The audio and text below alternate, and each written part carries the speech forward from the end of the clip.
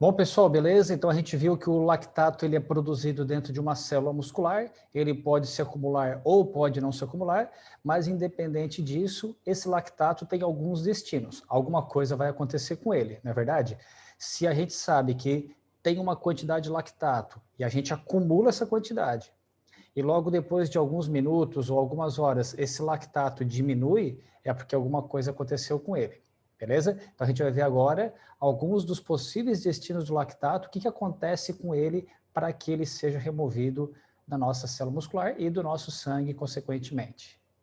Eu separei aqui para vocês, basicamente, 4 possíveis destinos para esse lactato produzido por uma célula muscular. 2 desses possíveis destinos, a gente pode dizer que acontece dentro da própria célula que o produziu.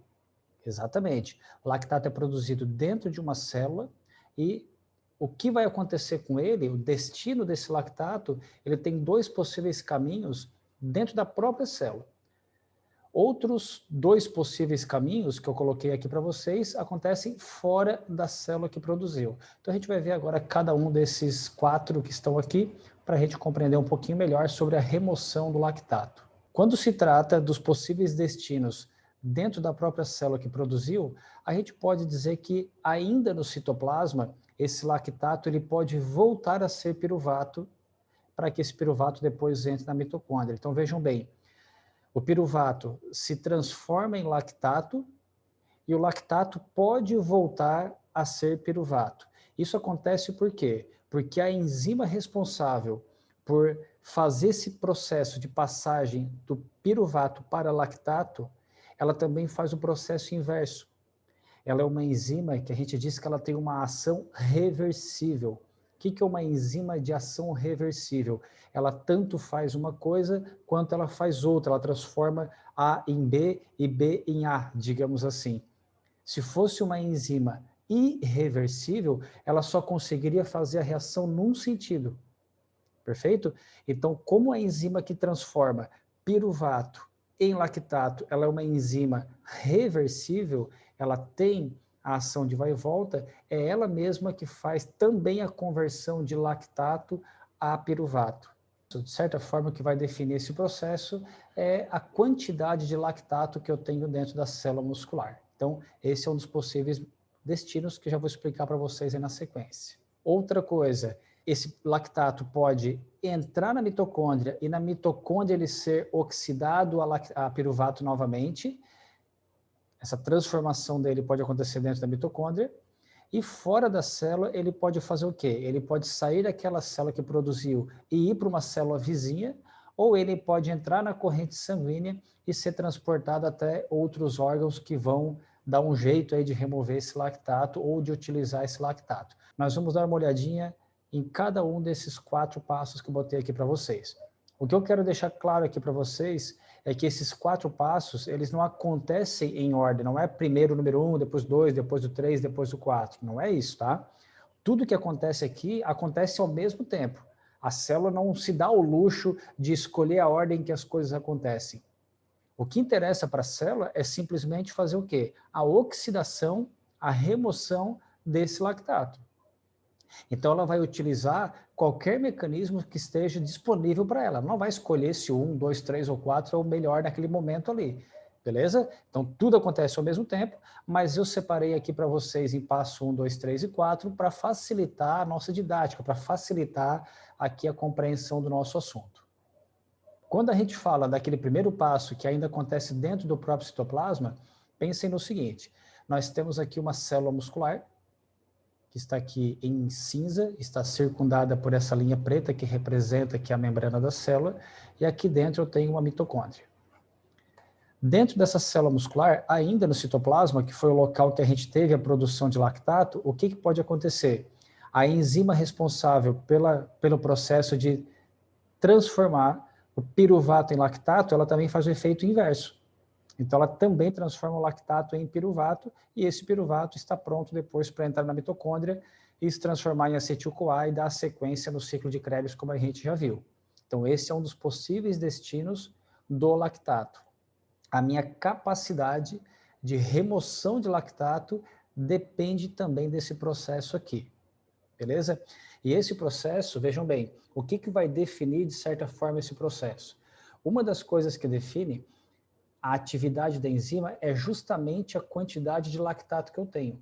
Se eu tiver muito lactato acumulado aqui no citoplasma dessa célula, aquela enzima que a gente sabe que faz esse processo, ela vai começar a trabalhar no sentido do lactato para o piruvato, justamente para remover ele. Perfeito? Então ela vai parar, ou ela vai diminuir a capacidade de fazer o processo inicial que a gente viu antes, que é transformar o piruvato em lactato. Um segundo possível destino para esse lactato é justamente ele fazer o quê? Ele entrar na própria mitocôndria. Isso é uma descoberta relativamente recente dentro da ciência. Eu, pelo menos, não tinha visto isso antes de 2000 e artigos de 2014, 2015 para cá, eles têm trazido essa informação para a gente de que existe essa possibilidade e que isso acontece, que o lactato entra na mitocôndria para que dentro da mitocôndria da própria célula que produziu, ele volte a ser piruvato. Então, vejam bem, que dentro da própria célula eu tenho dois possíveis mecanismos de remoção desse lactato.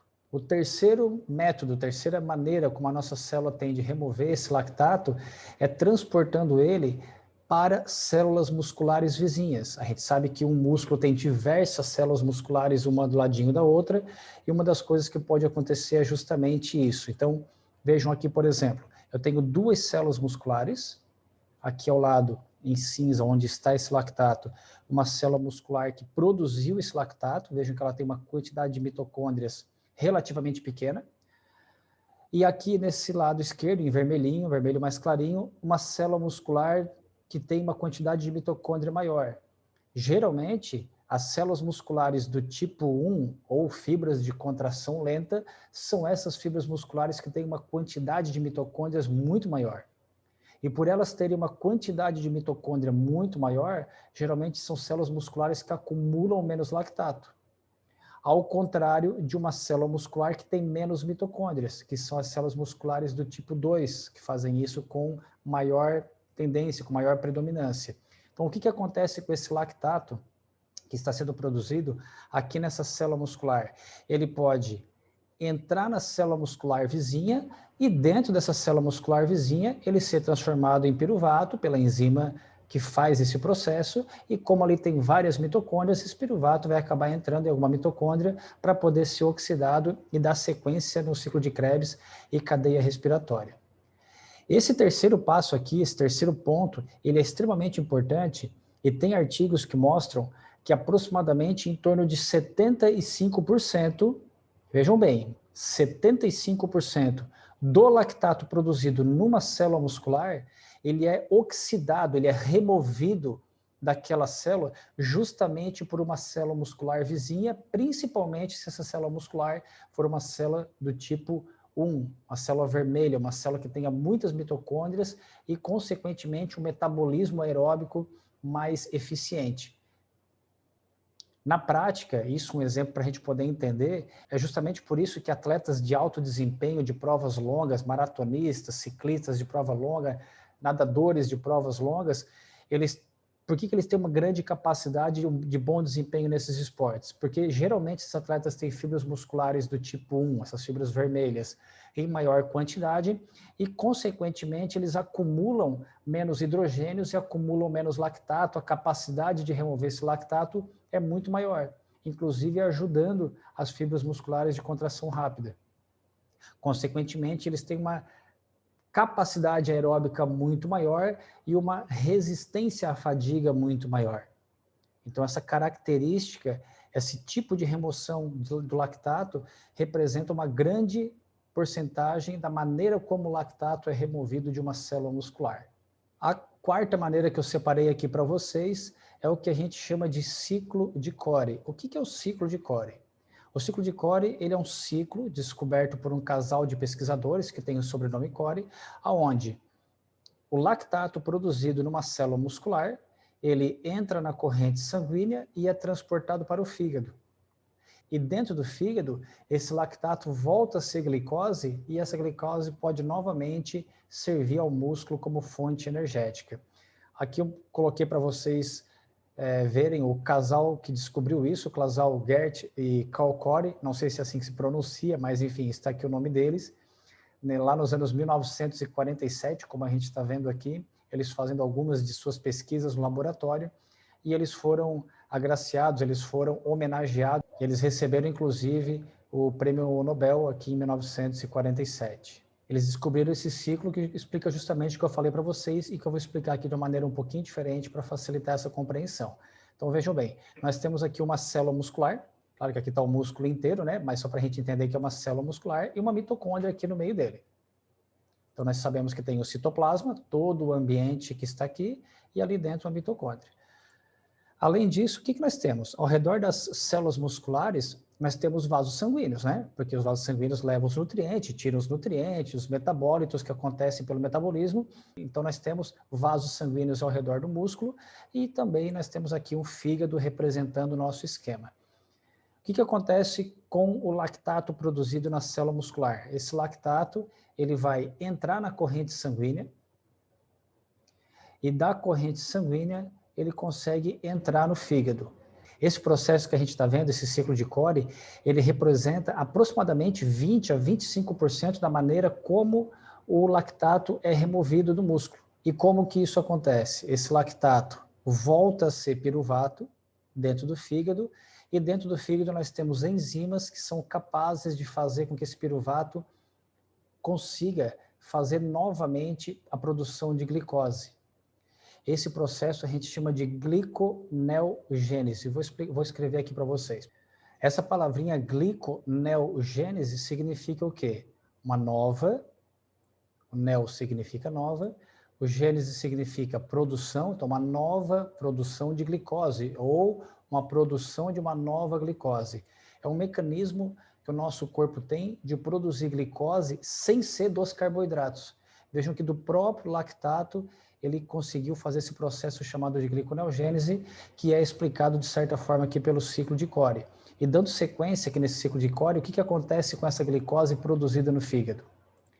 Essa glicose, ela vai entrar na corrente sanguínea, agora numa artéria, para que ela possa ser transportada até os tecidos, até as células que precisem de energia, inclusive a própria célula muscular.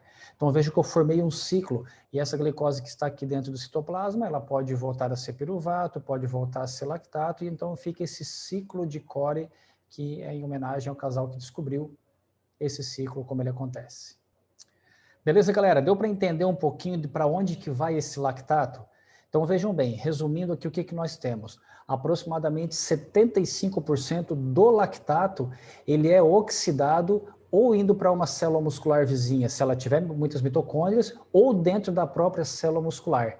Tá? Quando eu falo 75%, envolve todo esse processo de oxidação dele em alguma célula muscular, seja na que produziu, seja na vizinha. Os outros 20 a 25% do lactato corresponde à taxa de oxidação que ocorre pelo ciclo de Cori. Aí essa glicose lá do ciclo de Cori, ela pode servir de fonte energética para o próprio músculo, inclusive o próprio lactato pode ser utilizado pelo cérebro, pelo coração, também para que faça a sua utilização como fonte energética. Beleza? Então, isso foi um resumo simplificado de alguns dos possíveis destinos do lactato.